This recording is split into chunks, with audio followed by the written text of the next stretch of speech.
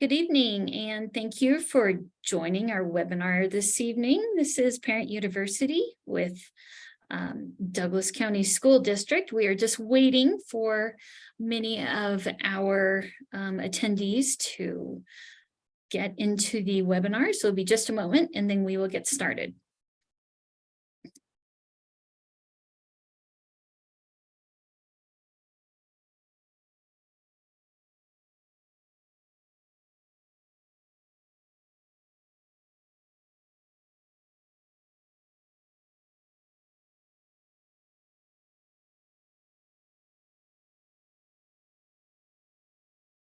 All right, hello again.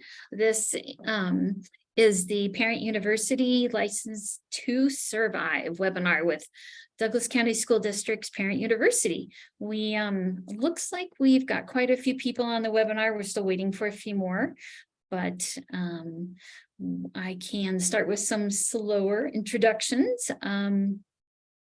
And for those of you who aren't able to attend live, this will be recorded and posted on our website for future reference.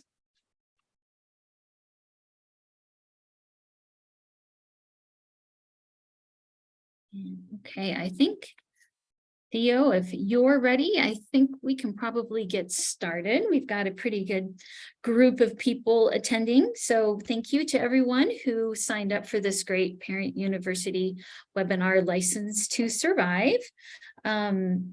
The sponsor and support for Parent University comes from Skyridge Medical Center. So thank you to them for all of their support on all of our parent universities. My name is Ann Risso. I am a part of the communications department at Douglas County School District, and I would like to welcome two fabulous presenters and panelists that we have for this webinar. Obviously, you guys see Theo Mink. He is the executive director of South Metro Safety Foundation. And I believe we are still waiting for Selena Silva. She is the community risk reduction specialist for South Metro Fire Rescue. So,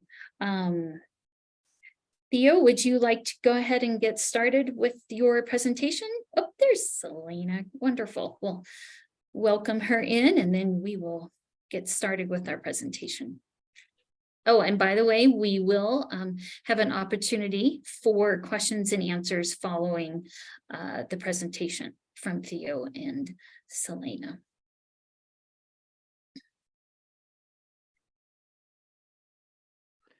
We're almost ready to go.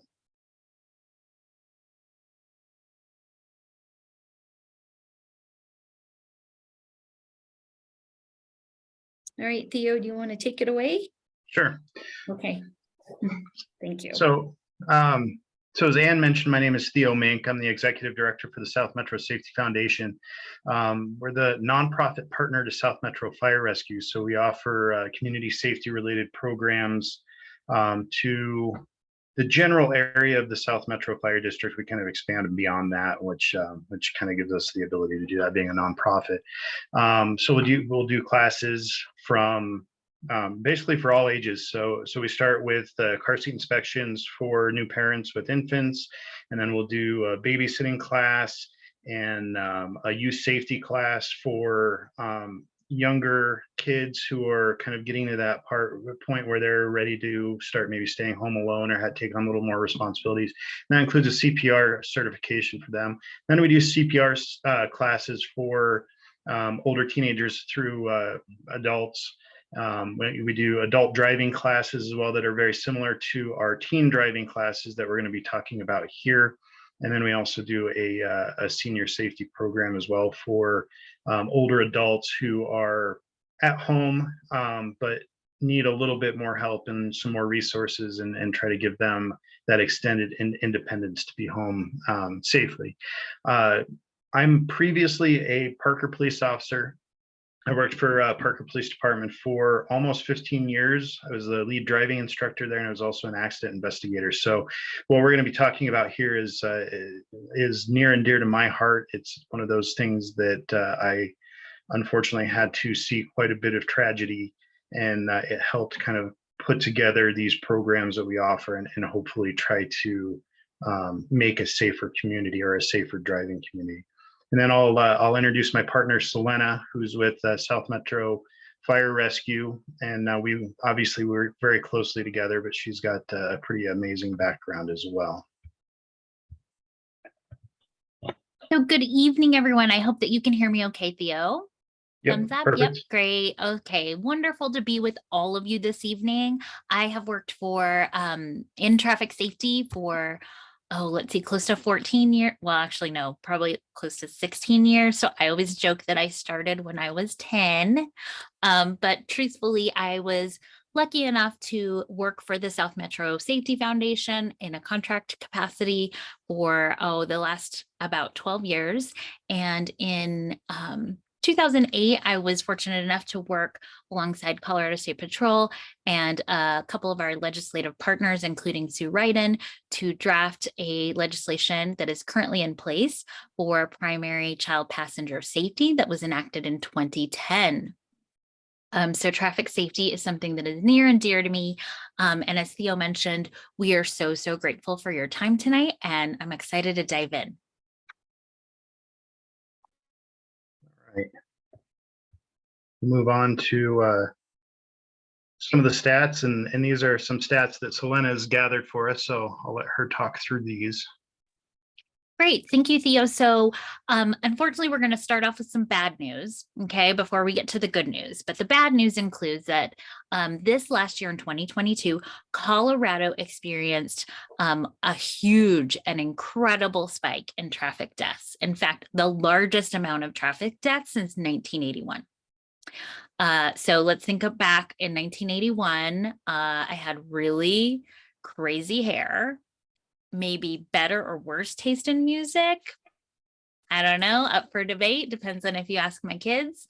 But definitely Colorado did not have a primary seatbelt law. So when you compare those statistics, if you look in the environmental factors, we've had an incredible amount of improvement, both on our roads, with all of our safety features that are in our vehicles, with laws that are currently in place in terms of primary seatbelt legislation, or not primary seatbelt legislation, but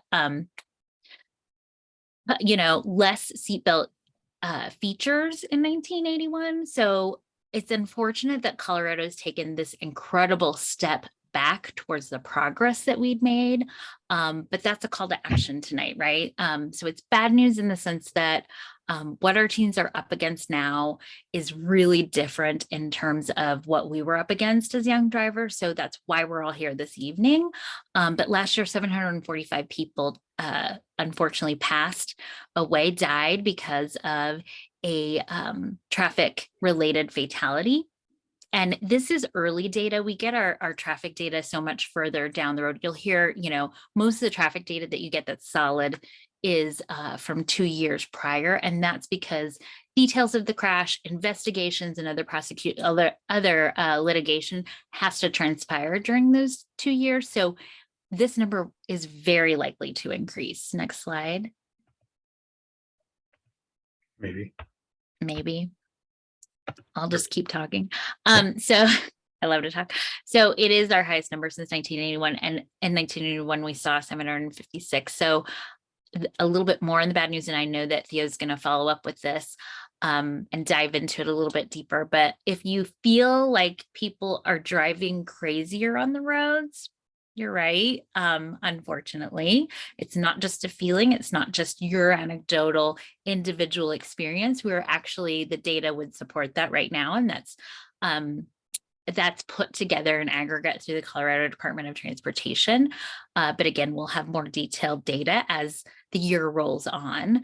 But we are seeing individuals that are taking scarier risks, much scarier risks, driving at higher speeds, driving recklessly. That's happening in our state, which is just terrible, but we can take action. So hang in there. Don't get too sad about it. We're gonna talk more about what you can do. But the fatality rate involving disabled drivers has increased almost 60% since 2019. And Theo, do you want to just chime in real quick and talk about what disabled drivers means? So disabled drivers, you can have like your drivers that are elderly or with the handicap placard. You can have drivers that have like a developmental disability or something along those lines. And the state actually offers training programs for those type of drivers through a occupational therapist. Unfortunately, those training for that type of a driver is very limited. And that's something that we've taken a hard look at, and we're trying to work on making more available for drivers who need a little bit more consideration as far as their education goes for driving. Awesome. Thank you for explaining that for us. Impairment is more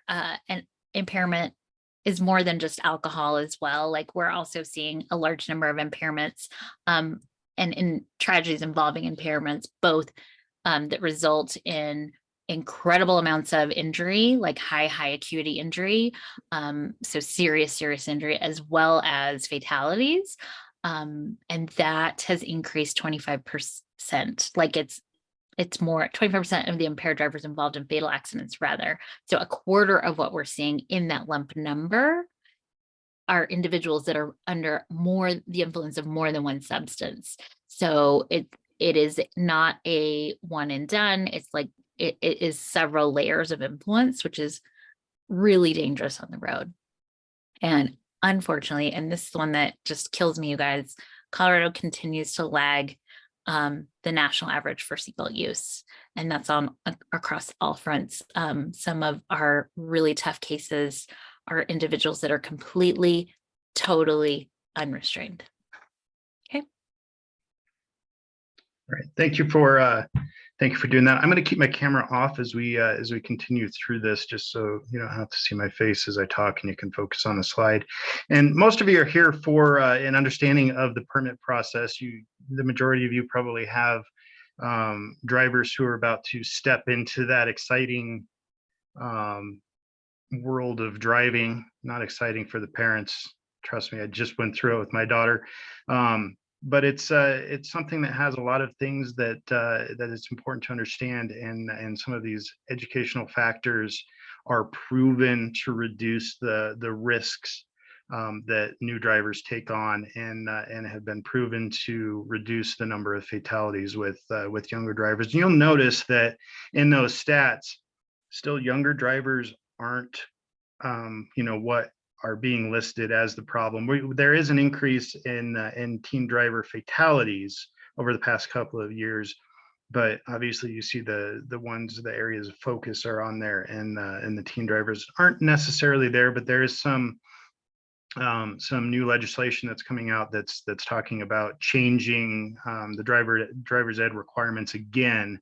And actually, I think in reality for the better, that would make more driver's ed requirements, because right now a teen driver, in order to get their permit at 15 years old, they have to go through driver's ed class, 30-hour driver's ed class. They can get their permit at 15, but if they want to get their permit at 15 and a half, then they only have to do a 4-hour classroom portion.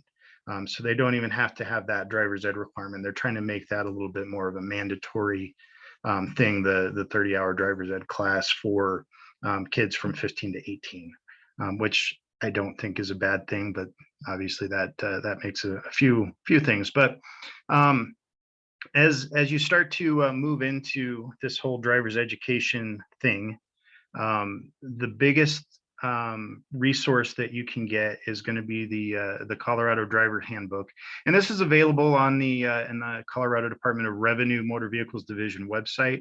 But at the end of the class, at the end of this seminar, I'll tell you where we have it as well, and I'll be able to email you the link to a number of resources that we offer to parents of new drivers that will include this driver handbook. When they go to take the permit test, all of the answers to the permit test are in this book, so it's always good to know this book backwards and forwards. We're going to watch just a quick video on what the permitting process, the graduated driver's licensing process in the state of Colorado looks like, and then we'll kind of break it down.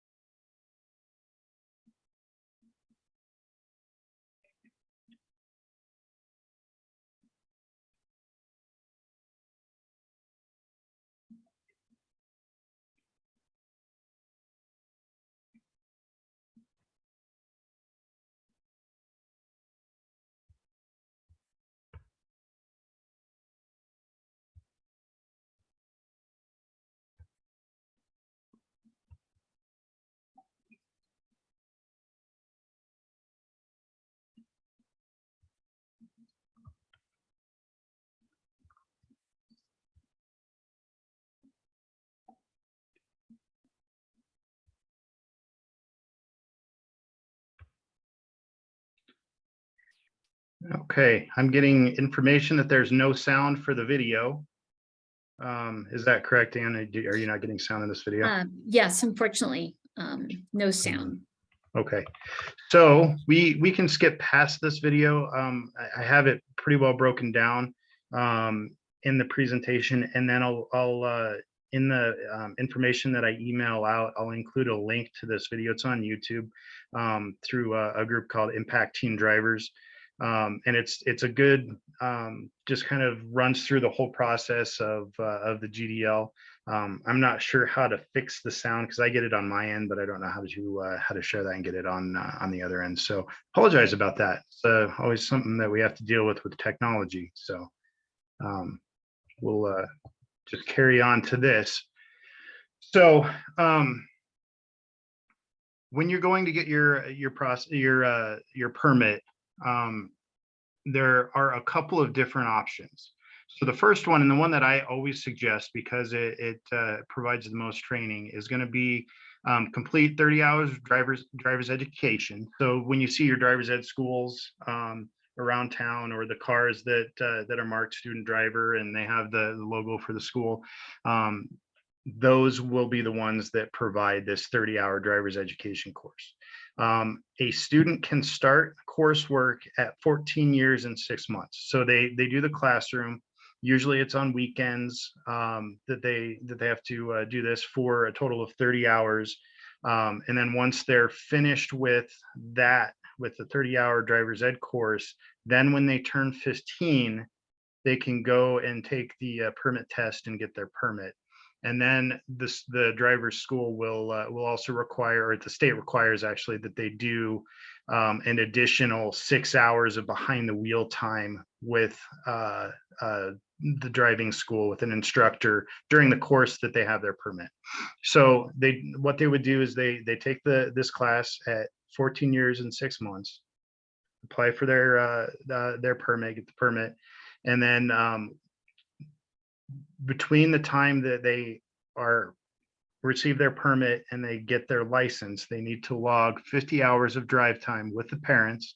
10 of those hours need to be at night, and they need to hold the permit for 1 year. And like I said, 6 of those hours also need to be behind the wheel lessons, which are mandatory if they're under 16 and 6 months. And that's just a good thing that I recommend for every parent to do, because you notice that 50 hours of drive time with the parents, that's time where you as parents are the trainer, the coach, the mentor, along with being the parent. And that's harder than it sounds. Your students are going to most likely listen to an instructor more than they're going to listen to you for a lot of that time. So that's why that 6 hours is kind of nice. And a lot of the schools will break it up during that whole 1 year period that they have their permit. So you go to them for 3 hours, they drive, learn some basics, for in their first couple of months they have their permit. Then they drive with you for a little bit, for a couple more months. Then say after 6 months, they go back and ride with the instructor for another 3 hours and do some more lessons. And then they ride with you for another 3 or 4 months. And then before they go get their license, they ride with the instructor for another 3 hours to just kind of solidify everything that they've learned and make sure that they're ready for that test. This is the process that I recommend the most. It provides the most training. It is also the most expensive. Most driving schools, you're looking at a minimum of $500 nowadays for a student to go through driver's ed. You do get a reduction in insurance rates if they go through driver's ed. I think probably somewhere in the 5% range. But it also reduces the amount of liability and the amount of risk that you carry as a parent, because they're going to be better trained, more competent drivers when they get out there. The other option that you have right now is they can get their permit at 15 years and 6 months, up to 16 years old. So what they would have to do is complete a 4-hour driver's awareness program, or they could still do the 30-hour driver's education course. We offer, the South Metro Safety Foundation, we offer a 4-hour driver awareness program. Some other schools around the state offer this. State Patrol does their Alive at 25, which is considered a driver's awareness program as well. where it's just the 4 hours of classroom, and then there's some type of either simulation or scenario-based programming built into the class that they have to go through. Ours, we do have a simulator now, and then we also have scenarios where they watch videos of driving actions and then have to say, this is what you should do, or this is what I would do. Hey, Theo, can you just share a little bit about why the Safety Foundation 4-hour course might be enticing for folks and how it would compare with the 30-hour course? Because as a parent, I feel like that sounds really drastic, right? Like that incremental time of 40 hours versus 30 hours. You know, the biggest thing that I can suggest for taking this class over the 30 hours is budget. So our class is $80, and that covers most administrative fees. Other schools, their class will be kind of around $120, maybe a little bit less for this. So it's more of a budget thing. Obviously, the difference between 30 hours and 4 hours is huge. And that's why, I always recommend the more training that you can give them, the better. So the 30-hour is the way to go if you can do it. But, you know, again, when it comes to affordability, you can do the 4-hour program and get the permit. And then as parents, it takes a little bit more work on your part to be the instructor, to make sure that they're trained properly to be safe. So that's kind of at least my view on that. I'm telling you that we offer this class, but take this other one that we don't offer because it is a safer option. With this, if they're 15 and 6 months and they take 30-hour driver's ed course, so they go through the classroom, but they're 15 and 6 months, they don't actually have to do the 6 hours behind the wheel time. So it's only mandatory if they get their permit at 15. But if they get it at 15 and a half, they don't have to do the 6 hours of behind the wheel time per state law. I still recommend that. And one thing to keep in mind as well when you're shopping around for driving schools, the driver's education program is mandated by the state. It's actually run by the Department of Revenue. So there are standards that each school has to follow. Their curriculum has to follow all of those standards and be approved by the Department of Revenue. And they actually have 2 models that each school will base their curriculum on. So when you are looking at a school, the curriculum is going to pretty much be the same because for the most part it's standardized. What you want to look for is that add-on, which will be that 6 hours of behind the wheel time. Some schools actually offer 8 hours of behind the wheel time, but that's what you want to look for, and you want to make sure that that is included in the package that you get, because some will offer the 30 hours and say, well, then this 6 hours is $400 extra. You can also purchase the 6 hours of behind the wheel time as well from a number of schools, but again, it's a fairly significant cost. It is in that $300 to $400 range to just do the 6 hours behind the wheel time with certain schools. The whole process of having to have your permit for 1 year prior to getting your license still applies, whether or not it's 15 years and 15 and 6 months. So that means if they follow this process, they can get their license at 16 and 6 months, so 16 and a half. And then if you're 16 to 17, this is what scares me a little bit. No training is required to get your permit. When they're 16, they can go into the DMV, apply for their permit. Once they get it, then the process of having to drive with a parent for 15 hours with 10 hours of at nighttime for a year still applies until they can get their license, but there's no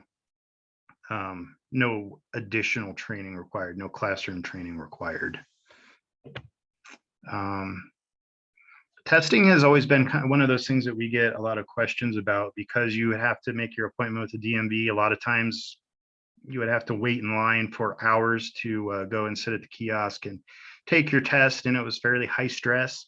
The Department of Revenue has issued or started to offer online testing. It's somewhat strict as far as like what they do so. The computer will actually monitor if it looks like you're looking at a book or on the phone doing something as you take the test.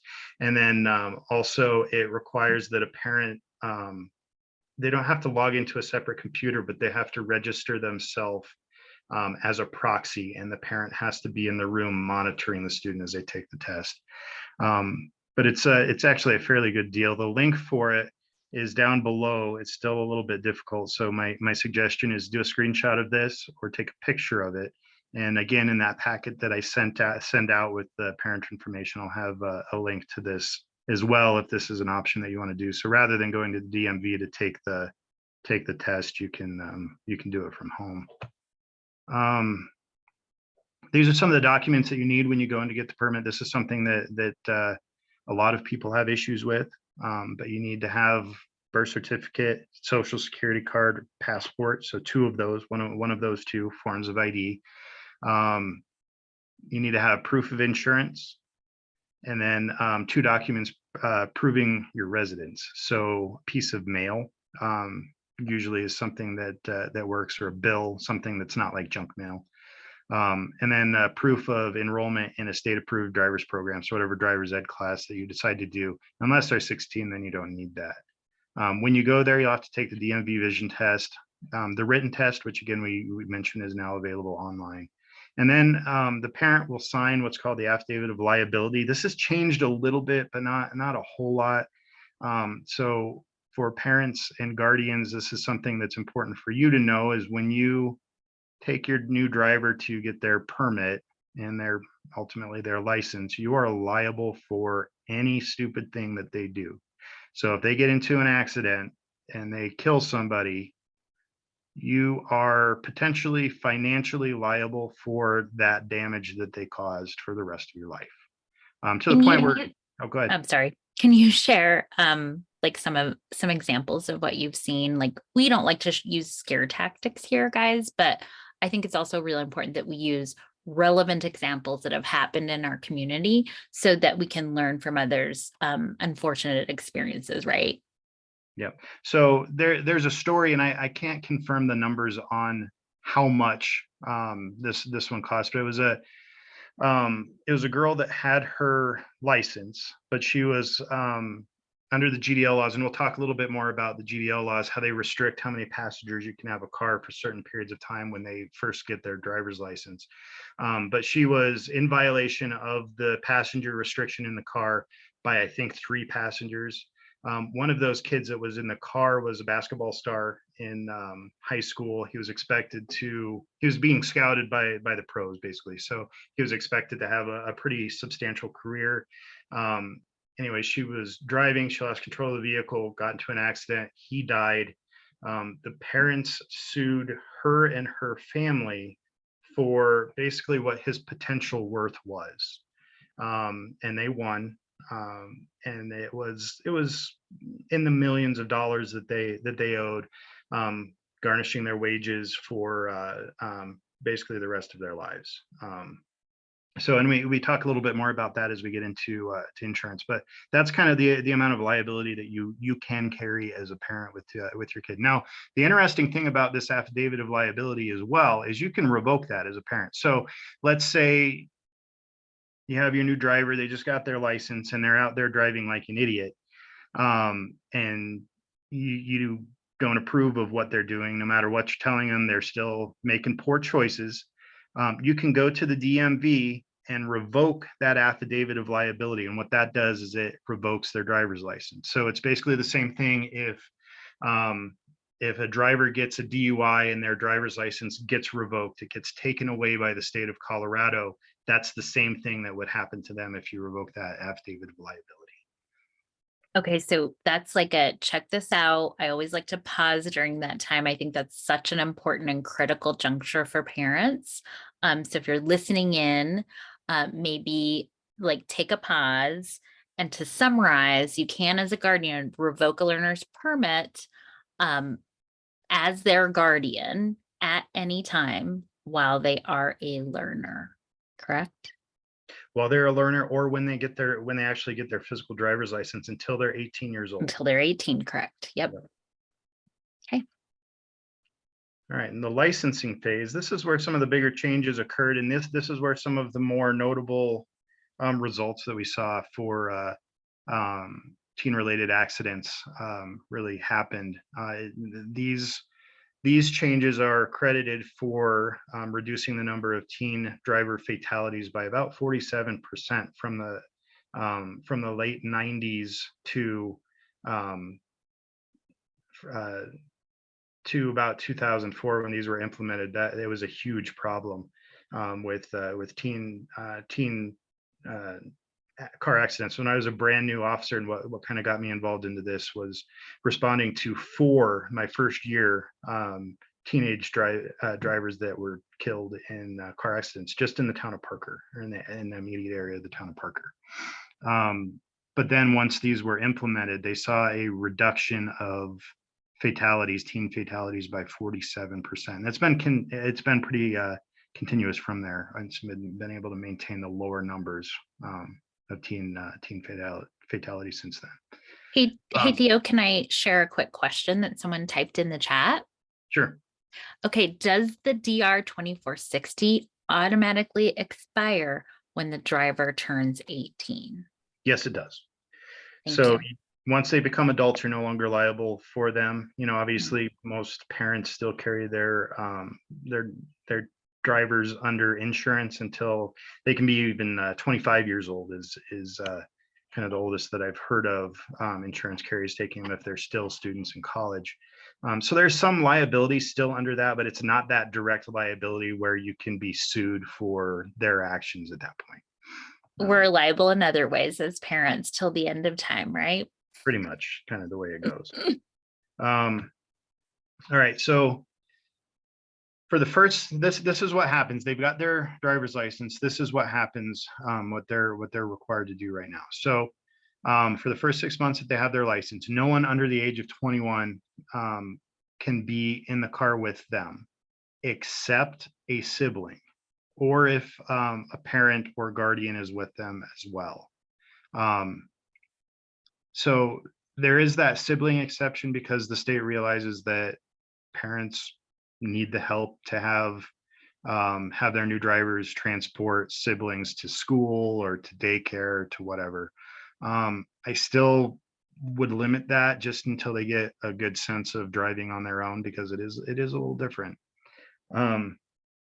After the first 6 months, then you can have one passenger under the age of 21. And only one passenger in the front seat, which is applicable for like pickup trucks with bench seats. But one passenger under the age of 21 can be with them. So they can take one friend with them. One of the people that I teach this class with was an SRO for Douglas County Schools. And he's got a story of pulling over this kid that just got his license. He'd had it for about 3 months. So he really shouldn't have had any passengers with him.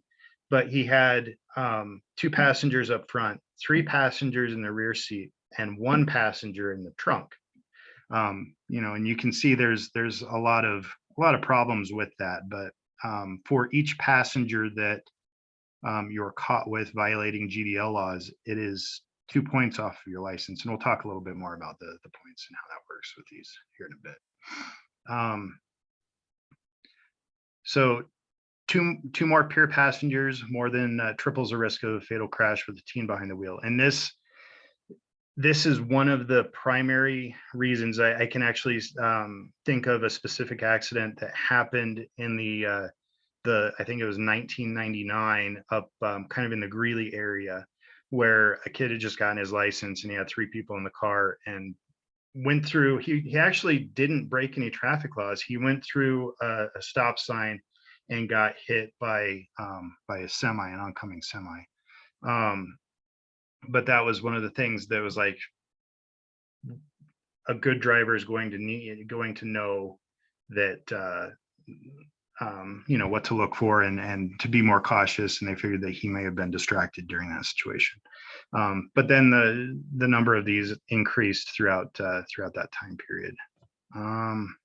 Seat belts. So this you would think is kind of a no-brainer that a new driver, the passengers in the car should always wear their seatbelt. And I don't like to share this necessarily, but it's something to be aware of, that occupants under the age of 16 don't actually have to wear a seatbelt in the backseat of a car, except with a new driver who's under GDL restrictions. Now, that is not good practice to have anyone under the age of 16 in the backseat of the car without a seatbelt on. But that's the way the law is written right now, and unless they're under GDL restrictions. We don't see that changing anytime soon, unfortunately, for a variety of reasons. I also wanted to share a quick question from the chat. I have twin daughters. Can they be together under the sibling rule? Yes. Thank you.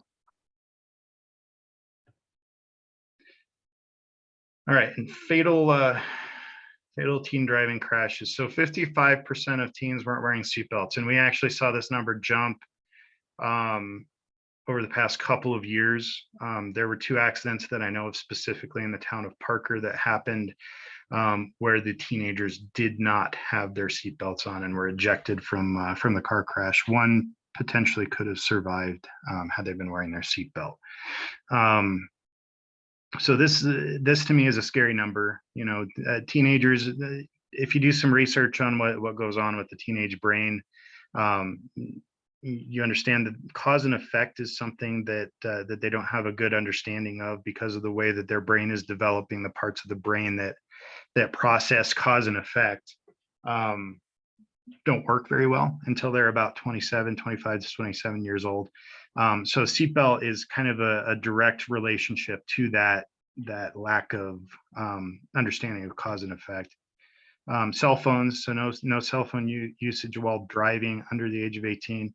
Something that's kind of interesting about cell phones is it's kind of taking the place of DUIs for younger drivers.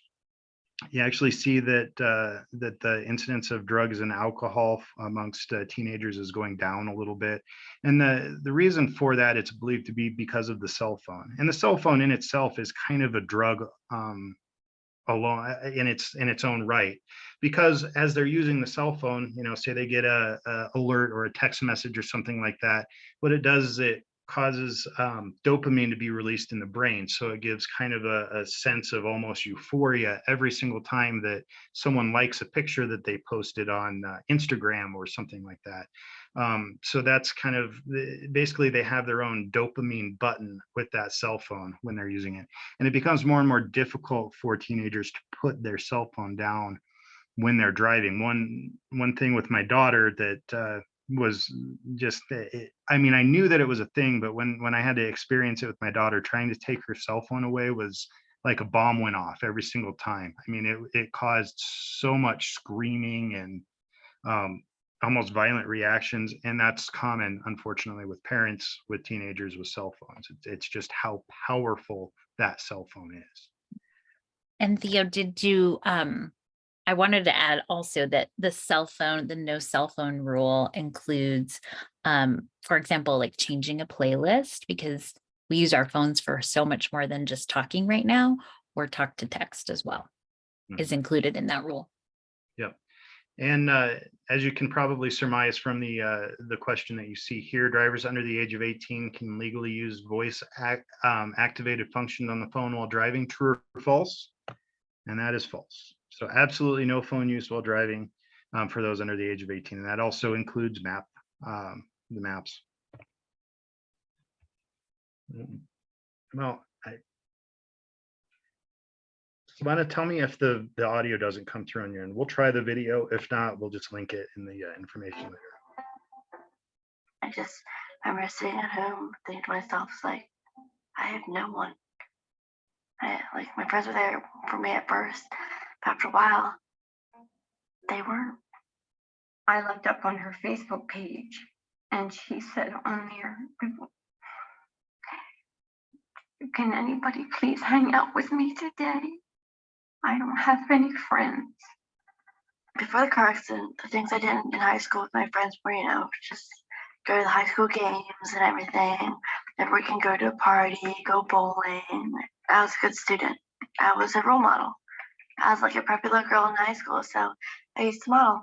My main worry for Liz as a parent before she started driving was the typical teenage things, you know, the drugs and the alcohol and, you know, being safe and hanging around the right kind of kids and keeping her grades up. I did not think that Liz was connected to her mobile phone. I didn't realize that she loved her phone as much as she did. I use my cell phone every second, every minute, every hour. Like if I didn't have it, I would freak out because I couldn't connect with my friends, couldn't connect with anyone, couldn't connect with social media or anything. If I didn't have my cell phone, I felt lonely. I would ask her all the time, Liz, do you text and drive? And she said, no, Mom, I swear I don't. Don't worry, I don't use my phone when I'm behind the wheel. I ignored these warnings about texting while driving because everyone else was doing it. So I thought it was okay. I thought I was invincible. But clearly, I was completely wrong. I was getting ready for work, and then 12 hours later, I'm in ICU staring at my daughter who's bald and tubes running in and out of her body. And it's just overwhelming devastation over a stupid text.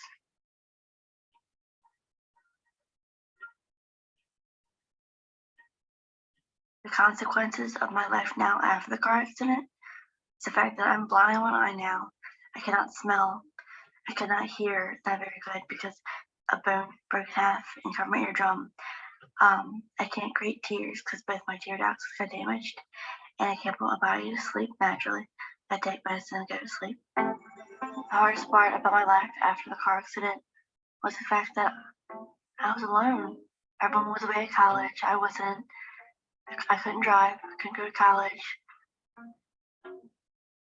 My friends were there for me at first, but after a while, they weren't. I got tired of me. I got tired of all my problems. Don't text your loved ones when you know they're driving. It can change their lives forever. If you get a text, don't look at it. It's not worth it.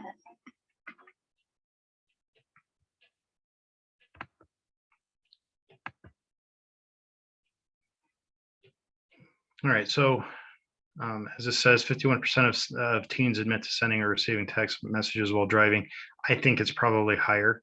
66% admit to using their cell phone while driving. Now, as parents as well, think to yourselves, how many of you use your cell phone while driving, checking your emails or checking text messages? Just be aware that in this time when you're starting to train your new driver, they see that. So if you can do it, they think they can do it. So, it's now kind of the time, and we talk about this a little bit more in the end portion of this, but be a good role model for them. Be the driver that you want them to be, and putting that phone down is one of those big starting points. All right, so curfews. These are restrictions under GDL laws, so no driving from midnight to 5 a.m. They do have exceptions here. So it's a signed statement from school or work. Most school activities won't keep them out past midnight. And if they have a job that's keeping them past midnight, I would, well, first off, I think there's a labor law violation for that, but I wouldn't let them continue employment there. And then if a parent's present in the vehicle, so obviously if you're with them past midnight, they can be driving. And then a medical emergency.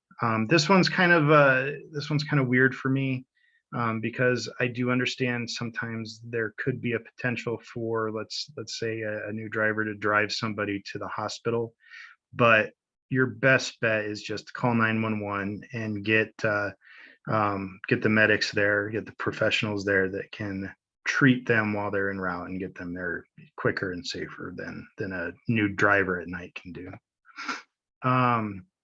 Fatal teen driving crashes, 41% occur between 9 and 6. So that's a big part of why that nighttime restrictions in place. Zero tolerance for impaired driving.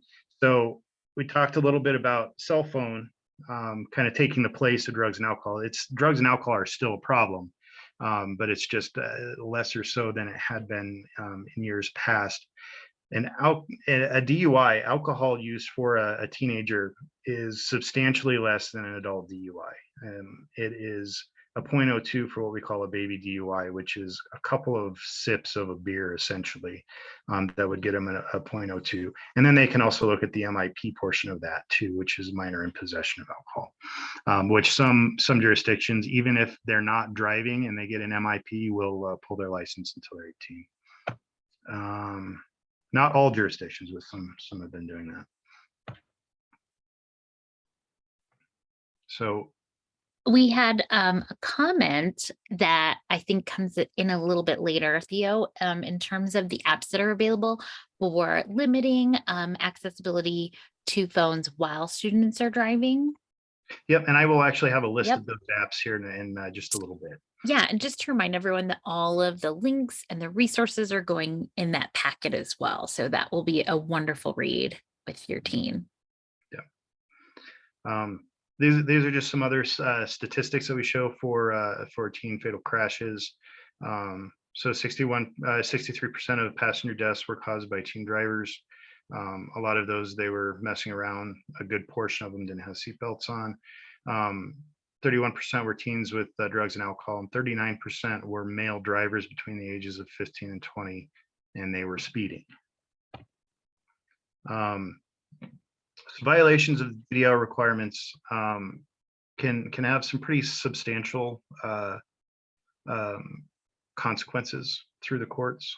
So 18 to 24 hours of community service, minimum fine of $65, and that's I can't think of anyone around now that is doing a minimum fine of $65 for one of the GDL violations, and then license suspension points per infraction, or two license suspension points per infraction. So two points per occupant in the vehicle, like we said before. Here's kind of an example of a violation. So let's say you have your new driver and they have 6 points. Basically, if they're under 18, they have 6 points that they can get before they lose their license. So they're speeding 10 to 19 miles per hour over the speed limit. That's 4-point violation. All right, they have a DDL infraction with a person in the car, so that adds 2 points. So that's 6 points. So if they're speeding and they have one person in the car when they're not supposed to, they've already lost their license if they're under the age of 18. Let's add another person into the car, kind of going back to that SRO story, and maybe another person in the car, which this is pretty common for what they're seeing at a lot of these high schools. The SROs are pulling them over for a speeding violation with multiple kids in the car that shouldn't be there. So if you have 3 kids in the car, that's 10 points that that goes towards their license. So 4 points over what they have for losing their driver's license. So you can see there, no more license. Other criminal charges that you can see would be hit and run. We see a lot of that with teenage drivers, especially in the high schools. It's common for a young driver to get scared after an accident and just want to take off, and that can be pretty substantial. The highest one that I saw for a teen driver was a 36-point ticket for a hit and run accident that would have been a 4-point ticket had they stayed on scene. DUI or DWI, and then reckless driving. Reckless driving is one that you can get in a parking lot. There's only a handful of traffic violations you can get in on private property or parking lots. One of those is not a driver's license charge. So you can actually drive on private property without a license, but you can get a reckless driving ticket for driving recklessly in a parking lot. Civil liability. So we talked a little bit about that parents are basically liable for any sort of damages that can occur by an accident caused by their teenage driver. This is an interesting statistic. With 14% of car accident lawsuits in Colorado are settled for $1 million or more. So insurance is a huge consideration. The state minimum for liability insurance for a new driver is $50,000. It's not enough to cover really a whole lot that can happen, especially if you start to look at potential injuries that are involved. So anything above that $50,000 mark, this is when the parents and the family become liable for those costs. So When you go get the insurance coverage, look at an umbrella policy. I have $1 million umbrella policy for my daughter because she just terrified me when she first started driving. I shouldn't tell you that because I've been teaching kids for a long time, but you know, I was worried about that. We won't tell you which daughter terrified him to protect their privacy. She's an adult. Yes. Anyways, so we have kind of a scenario. This is again one of my partners with Douglas County Sheriff that this is an actual incident that he covered. So it was during lunchtime at one of the high schools, 2 vehicles, both with teenage drivers. One had 3, one had 4 teenagers in it. 5 of the kids were transported to the emergency room. So you can see the average cost for that transport to the emergency room. I think that's actually gone up a little bit in the past couple of years. So $5,500 just for the ambulance transports. 3 teens for the standard ER visit. So three of the teens stayed in the ER for a period of time, and that's on average $15,000 per person for the ER visit. So $46,000. Two teens sustained traumatic injuries, so $35,000 on average per teenager for that. And then pain and suffering. So this is something that is you're culpable for in a lawsuit, would also be pain and suffering, which is 3 times on average the medical bills. So $353,000 for all of that. So the total settlement for this accident was $476,536, substantially more than that $50,000 insurance minimum that you got. So that's one of those things. Insurance is, you know, it's difficult to pay insurance every month because it can add up, but man, it protects you in these type of situations. Yeah, I just wanted to add a little bit of the traumatic injuries. So in terms of the trauma sustained, we are seeing just, again, like exponential injuries when it comes to unrestrained passengers.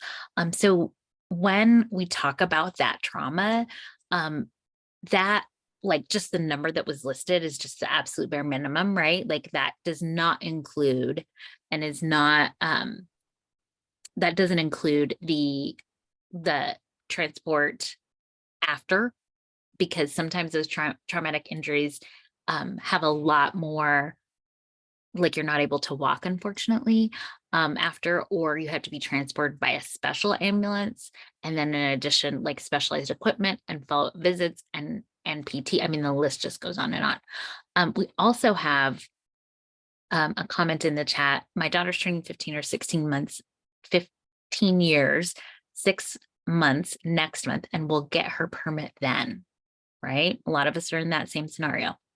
Did I read correctly that the earliest that she can obtain her license is 16 years and 6 months because of the requirement to have the permit for 12 months?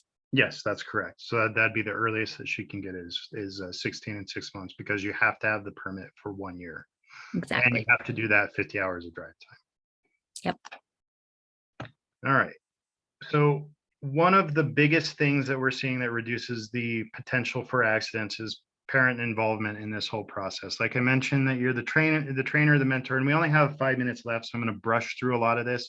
I'll make this whole presentation will be available online for the video, but also make the PowerPoint available so you can scroll through it and look at some of this too.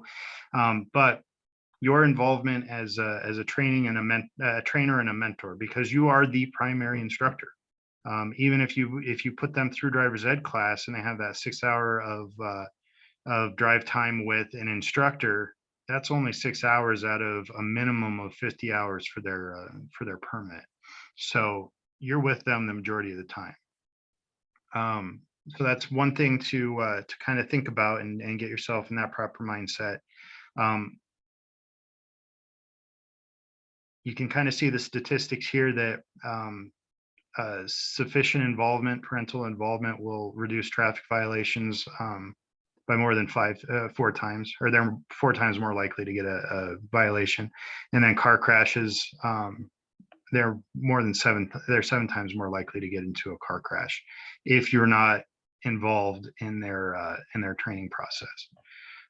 This is a parent team driving contract, something that we suggest that a lot of agencies are going to for new drivers. We'll have a copy of this, but you can set your own stipulations for when they get their license. These are when they can drive, so like for level 1, the first 3 months, no driving after sundown, things like that, that would be a little more restrictive than even what the GDL laws would have. I've seen parents actually put in that they could potentially lose their driver's license if they're not taking out the trash every week, as part of this agreement, or grades, things like that. I get asked a lot about cars. What's the safest car? So doing the team driving program that we do, where kids actually come out and learn defensive driving skills on a private pad, and they bring their cars out, the ones that they normally would drive to do this. I get to see kind of some of the good choices and the bad choices. Just very briefly, the cars that I do not suggest that people get for their kids are going to be the sports cars, the rear wheel drive sports cars. We see too many of those, unfortunately.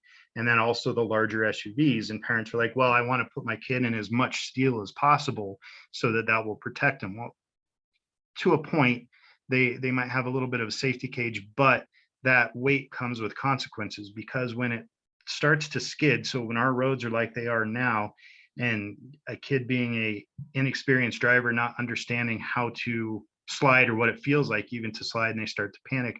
Once you lose control of that heavy car, weighing 6,000 plus pounds, you have to regain control of that. And that's where it becomes difficult. And that's where that car with a new driver becomes a hazard, is because it is more difficult for them to recover from a skid or an emergency situation than a smaller, more docile car. All-wheel drive is always something that I strongly suggest, and Subarus being kind of the more reliable and kind of easiest to drive. What we see out on the pad, when they lose control, they're the easiest to regain control. These are a couple of things just very quick to focus on with your team driver. And in that packet, there's actually going to be a little spreadsheet that's a curriculum that's broken up into 4 lessons of where you want to start with. And you can even break that up farther. But the first thing is how to properly sit in the car, not leaning too far back, not too far forward. Obviously, seatbelt, you just can't overstate the need for a seatbelt. Adjusting the mirrors properly. And in our packet, there will be information on how to properly adjust the mirrors. And then the location of all of the controls. So it's very important to understand where your turn signals are, where your headlights are, where your windshield wipers are. They don't need to know anything about the radio or the cruise control, anything like that, but those basic controls that are important to understand. Distracted driving, again, we can't cover this one enough either. Put that cell phone away. These are the list of apps that restrict cell phone usage for younger drivers. So if you want to, you can take a screenshot of this or a picture of this, but this will also be available in that packet. And these are apps that you can download onto your phone, that some of them you have to manually turn on. Some of them actually detect when the phone's in the car, and it restricts the usage of that phone. So maybe they won't get incoming text messages, or they can't use the phone to check their social media. Following distance is one of those things that I don't hear, or I'm seeing a lot of issues with, and this is the primary cause of accidents that I took throughout the majority of my career, is people falling too closely. You need to understand this 3-second rule is extremely important, because you have to make that car be able to stop. And if you're too close to the car in front of you and they stop abruptly, you're not going to be able to stop in time, and you're going to hit them. And it's exaggerated in winter driving conditions, roadways like what we have now, to even expand this double or even triple the 3-second rule following distance. Another way to look at it, if you don't want to count the 3 seconds for the objects, is a school bus length is a good one. And then lane usage. I always like to say to keep to the right, except when you're passing. And there's actually statistics showing that countries that mandate that left lanes are to be kept clear unless they're for vehicles passing, their accident rates are substantially lower than ours because of that one single law. And then I have to put it in there, move right for emergency vehicles. So if they're getting pulled over, or if there's an emergency vehicle coming to them, pull to the right side of the road and stop, and let that vehicle have the entire lane. If there's an emergency vehicle off to the right side of the road, then get as far away from them as you safely can. So move all the way over to the left lane. It's a little confusing on that. And then pass slowly so that you can give them safe distance. And then turning into the nearest lane, this is another one of those big issues that I see accidents with, but you kind of see the arrows of turning into the nearest lane when you're making turns. This was a big problem the last year that I was on the road. I saw a number of accidents that were related to this, and I think it also had some relation to cell phone usage at the same time, where they're distracted making turns. These are some of the skills that we teach for our teen crash avoidance class, which information on that is going to be available on our website. I'll show you that link here in just a moment. But these are all, everything that we teach is post-based. We have law enforcement officers who are actually the teachers out on this course, and we teach things that are based on what they learn in the police academy for defensive driving. And then just when you're taking your kids out, this is terrifying, but you need to expose them to as much as possible while they're with you. You see some of these snowy roads, and especially what we're seeing right now, you don't want them to experience driving on those roads for the first time when they're alone. As a parent, I promise you it's frightening to take your kid out for the first time on snow, but they need it. And if you have to do it, take them out on a parking lot and let them drive a little bit and feel the way that the car brakes a little differently, or the way it turns a little differently, then definitely do that. But get as much of this exposure with them as you possibly can. I can't say enough good things about the class that is offered through the Safety Foundation. It just is incredible. It's an incredible value. I would very much take advantage of that if you're able to get your student to that location. It is in Parker, and the details are going to be in the packet. It is put on by a nonprofit organization, which is very different from some of the for-profit schools in town. So the folks that are teaching just have an incredible heart for your student and for their success behind the wheel. So, and this last slide that I have here, the bottom part is going to be our website. I will have that packet actually available on our website as well under the License to Survive section, but this is where you'll find all of our classes as well if you want to sign them up. We have scholarships available for that teen driving class as well that you can see. And then the email will be sent with a link to the information packet that has basically everything that you need as a parent to get started with your teen driver. And the email will come from me. It'll come from my work email address. So if you have questions, even if it's 6 months down the road and you're riding with them and you have questions, send it to me. I'm happy to help as much as I can. I know we have to hop off, but we did get a question regarding the proposed legislation for the current legislative session. Just opened here in January, was recently announced last week, and will be going on through the session. I envision that it might go all the way through May to get it through. It's a Senate bill, so it'll start in the Senate. It is Senate Bill 2311, and that would require those 18 and under to complete a 30-hour driver education course, and those 21 and under to complete a 4-hour driver awareness course, such as what is offered through the Safety Foundation. A notable bill sponsor is Representative Mandy Lindsay of Arapahoe County, neighboring county. So Phil, we can include that information as well in the packet. Definitely. And if I can jump in, Theo, I don't know if that was your last slide, but of course, it's always difficult to have enough time to cover all of this really important information about driving, especially for parents like myself who've been driving for a long time. So, gosh, these reminders are literally life-saving. And I just wanted to thank Theo and Selena, and of course, South Metro Fire Rescue and South Metro Safety Foundation for the great presentation.